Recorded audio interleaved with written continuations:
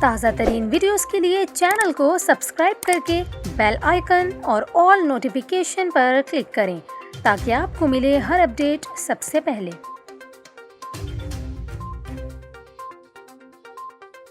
اور ابھی آپ کو بتائیں، مری میں آج سے سیاحوں کو داخل ہونے کی مشروط اجازت دے دی گئی ہے، جبکہ متوقع برف باری کے باعث راولپنڈی ٹریفک پولیس نے ٹریفک پلان بھی جاری کر دیا۔ چیف ٹریفک آفیسر کے مطابق سیاحوں کو آج سے مری میں داخلے کی مشروط اجازت ہوگی اور یومیہ 8,000 گاڑیوں کو صبح 5 بجے سے شام 5 بجے تک شہر میں داخل ہونے دیا جائے گا، جبکہ شہر میں تقریباً 3,500 گاڑیوں کی پارکنگ کی گنجائش ہے۔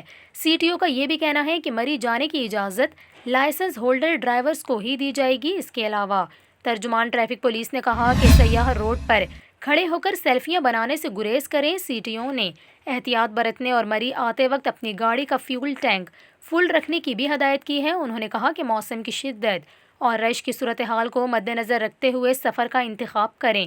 اس کے علاوہ سخت سردی کے پیش نظر گاڑی میں گرم کپڑے اور کھانے پینے کی اشیاء ضرور رکھیں۔ گاڑی میں ہیٹر کے استعمال کی صورت میں گاڑی کے شیشوں کو مکمل طور پر بند نہ کریں۔